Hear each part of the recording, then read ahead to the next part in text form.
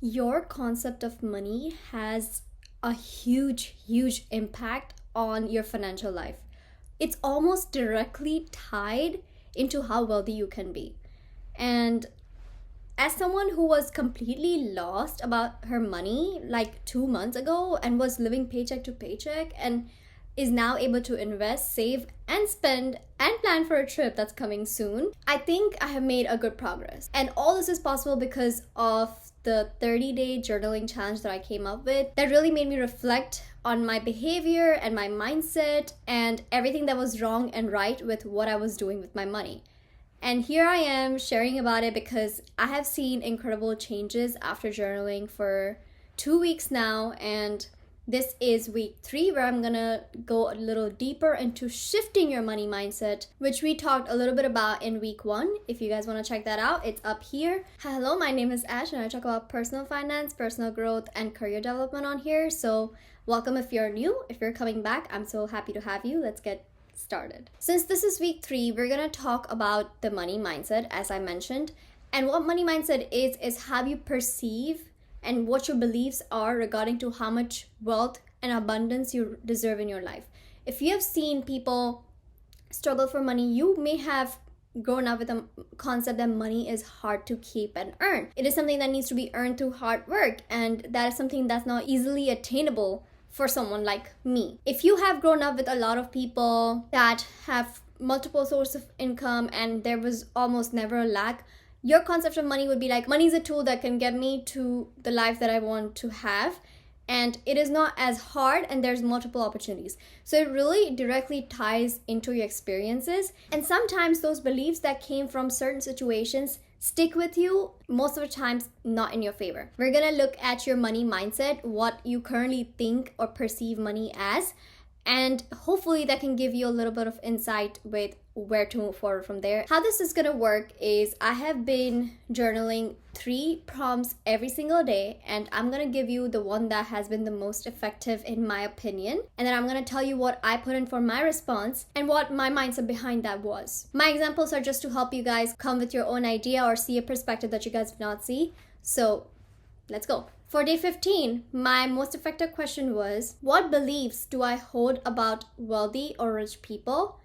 And do they limit or help me? This question is very on the top because social media has a huge impact, especially now. And even as you grew up, you may have seen or heard people say, oh, we're not rich like that. We're not rich like wealthy people. We cannot afford that, etc. A lot of those phrases, right? And that kind of puts you in a perspective that the wealthy, rich people are on an unattainable level. You cannot ever get to that level.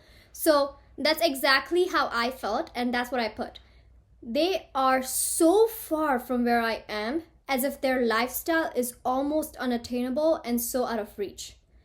This belief limits me because they are biased by societal experience of very certain groups of people that I just happen to grow around. I can bridge myself to the rich community is what I need to tell myself and act as. I feel like a lot of people will relate to it, so we just start right away from there. For day 16, the most effective question for me was, how can I create the feeling of financial peace before I hit my financial goals? I think this is a very visualization-ish question, and from my experience about everything in life, visualization works like wonders. So this is really putting you in a place where you do something that makes you feel like you are at financial peace as though you've already hit your goals. And the reason why I said before is because obviously you're not in a place, otherwise you'll not be journaling this, even though I think you should be continuously journaling, even if you have reached your goals. But you're not in a place and you're planning to be in a certain place. What can you do right now as a definition of that goal of financial peace to make yourself believe that it's true? When you do tiny things that make it a little more real, that yes, this is what's gonna feel like, you will know, and then you'll work toward it.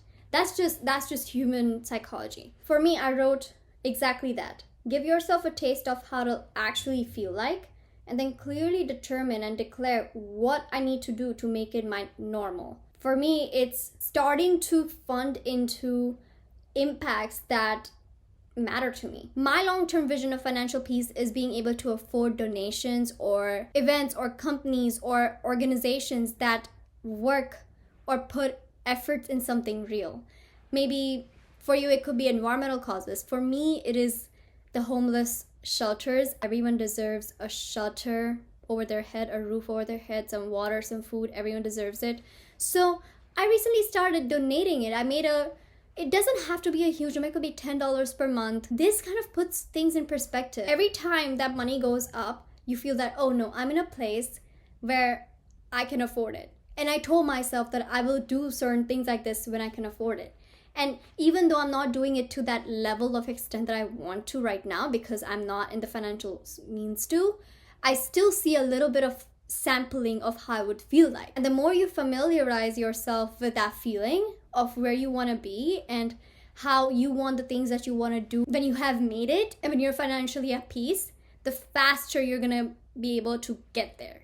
Because you know how it feels like. You're familiar. You're changing your definition of normal. Let's move forward to day 17. The question that I loved and was the most effective was, what does abundance mean to me? Very similar to day 16, but a little bit of like challenging your concept of how far you can think and also recognize how much you limit yourself even when you're just thinking about abundance. Last year, I did this experiment where I decided to write 111 wishes on November 11th because it was 11/11. It was a thing on TikTok that I found and I was like, okay, let's see how much I can wish for. So my answer was having more than needed often. More gratitude, more resources, more opportunities, more impact, more money. And more money was last because I realized for me, money is a tool to get all the things that I previously want to have. Gratitude. When I have enough money, I feel grateful that I'm able to afford the things that my past self couldn't, and I'm able to contribute to my mom's life. It's just a lot of things. I just get a lot of gratitude. More resources. One of my examples for more resources is when I have the money, I can pay for a course. I can book a flight and go to that monk monastery and have a spiritual experience. I can afford to study abroad. I can even travel a little longer because I can afford gas for the opportunities that I care about. That leads me to the next thing, more opportunities. Because I'm able to get to the places that give me those opportunities, because thankfully I have abundance, money, I'm able to afford more opportunities. I'm able to show up more often. And that impact and those opportunities eventually give me more and more wealth that I can put into putting more impact in people's lives or putting a positive difference in life. So all those things, yes, I connected that money-wise because obviously this is a financial journaling question after all for abundance, but that's just one of the ways you can look at it. Let's move on. Day 18. This one's kind of long. Think about your first memory of money.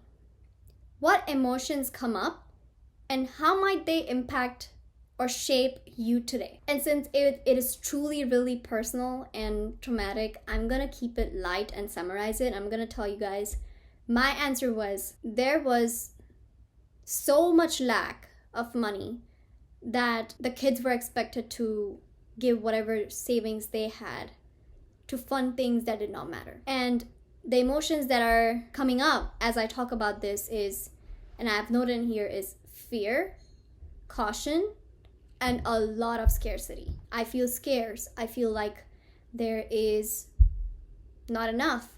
And that makes me cautious because I'm not safe. And that leads to fear. And what I realized was when there is a lack in your life, it takes away the power. Money is power.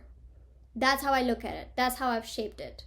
Whoever has hold of it is more fulfilled as they get to decide what they want and how to get it.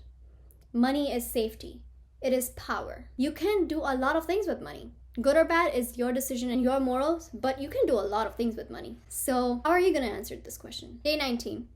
What evidence do I already have about my financial prosperity? Again, this one is shifting your beliefs and seeing if you truly are just imagining that you have a lack or you actually have a lack. Because most of the times you overlook so many things that serve you in magnitudes and magnitudes of ways that you do not even realize because they're so common. But for me, it was multiple streams of income, more than enough to invest and still spend. And when one stream of income has come to an end or is coming to an end, a better opportunity always opens to earn more. Yes, I'm truly grateful to kind of have this situation and have this as my reality now, but it was not always this way. I truly think that look into your opportunities in the past, even if it's not directly tied to money. There's so many things that can reflect prosperity in your life. It does not have to be just you. It could be something external that you have noticed, that you happen to continuously notice, that is a sign of financial prosperity. So reflect on that. Focus on the prosperity. Focus on the positive sides of abundance, because the more you put your focus at, the more that becomes your reality. Last 2 questions, let's go. So for day 20, my question was, what would change if I fully trusted that money flows easily to me? Mine was really, I will seek alignment in my career rather than just the financial return. This is so true, and I've talked about it, is to find a career or get into a career that actually serves me through impact and fulfillment as well, and not only just to sustain and survive through the money that it gives me. So I'm really looking into that. So what is something that you would change about your mindset when you start believing that money is something that's just gonna come and come regardless? And the last question of the video, day 21, what am I currently thankful for financially? This is very similar, but it's so important to emphasize on the things that you already have. Give your focus to that so you can increase your frequency and attract more and more financial prosperity. So please sit down and answer these questions. It has tremendously helped me the past couple of weeks, and I really want you guys to give this a try and see if you guys realize something. Work on that, because we are humans and you're gonna get where you're supposed to be.